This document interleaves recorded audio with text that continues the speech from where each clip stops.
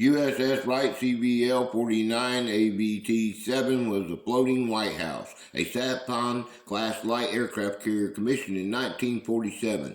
Throughout her initial career, USS Wright acted as a qualifications carrier for training pilots, served the U.S. Sixth Fleet as a flagship for Carrier Division 14, engaged in naval exercises with other members, most notably the British Royal Navy, and even operated off of Korea and departed Japanese waters and headed towards the west coast of the U.S., where she was decommissioned and assigned to the Pacific Reserve Fleet. But in 1962, she was the ultimate change in a new life. She was towed to Washington State's Puget Sound Naval Shipyard for conversion. According to official records, this extensive overhaul resulted in the most sophisticated communications platform ever placed at sea. For over a year, hundreds of workers secretly performed extreme alterations to the ship in both function and appearance. Reclassified as a CC-2, USS Wright, codenamed Zenith, was recommissioned on May 11, 1963 in the midst of the Cold War as the most important part of the National Emergency Command post afloat.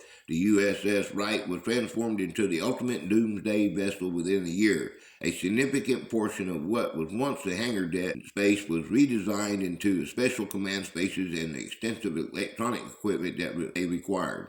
And the flight deck, instead of the aircraft, was now dominated by aerial, the tallest, and a set of 156-foot masts equipped with a sophisticated drop scatter antenna arrays, the largest and most powerful transmitting antenna systems ever installed. Within the ship was a specialized room devoted solely to teletype machines, each capable of rapidly receiving messages at a rate of 100 words per minute, to the efficient exchanges and processing of command data. Beyond these machines, the ship had the latest communication technology, including over 40 tons of gear and 60 transmitters and receivers, matching the capabilities of large shore-based communication stations. However, the true power of the U.S. Wright lay in her nuclear contingency capabilities. In case of a nuclear emergency, the President of the United States and their closest aide would close off, and powerful saltwater systems would NEPA's ships.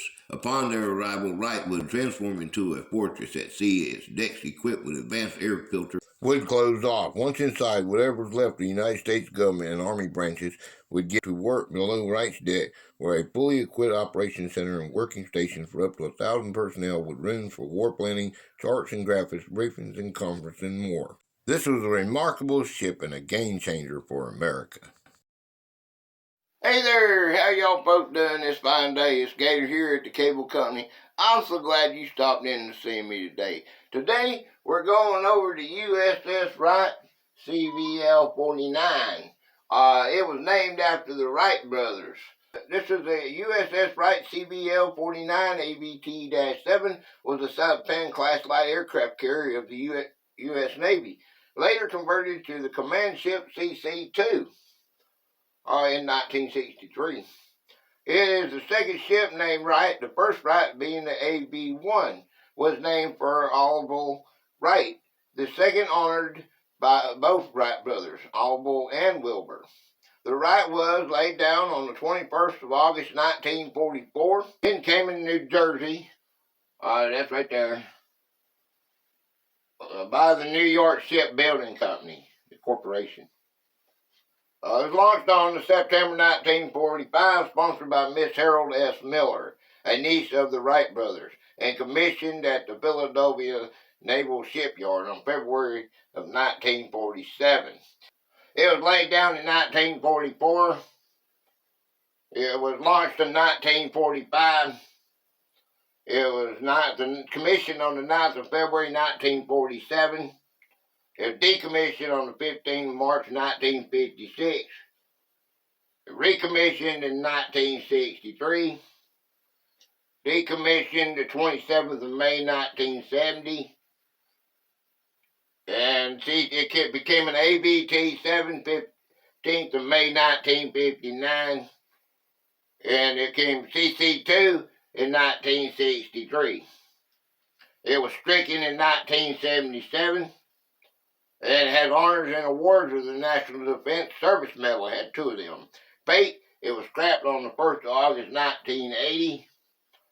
It is class and type of Sapon class aircraft carrier. Displacement had 14,500 long tons. Length it had 684 feet. The beam was 76.8 feet.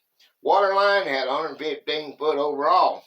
Draft was 28 feet. The speed was 33 knots or 38 miles per hour. Complement had 1,787 officers and enlisted. Armament had 40 Bofors 40 millimeter guns. Aircraft it carried 50 aircraft. Well, there's a little history, a little rundown on this ship right here, the CV-49. I appreciate every one of you stopping in to see me today. And oh, do you know what this is about? Do you know why we do this? Oh, I'm documenting these ships. That's true. We're making a documentary. But why do we do it? What is it about? What is it about for me? Does anybody know what it is? Do you know what I'm fixing to write here? Freedom. It's about our freedom, people. These are deterrents to keep our freedom. All right, don't ever forget that. This is what this is all about, freedom. Our freedom, the Declaration of Independence, the Constitution of the United States of America is created by people that want freedom. We the people. The Bill of Rights, that's the first 10 amendments to the Constitution. These are our rights. We the people's rights. Do you understand that? These are our rights that the government has to follow. Thank you so much for being here. I'll see you next time. Next Friday, we'll go over another ship. Thank you. Come on back and see me. Bye-bye for now.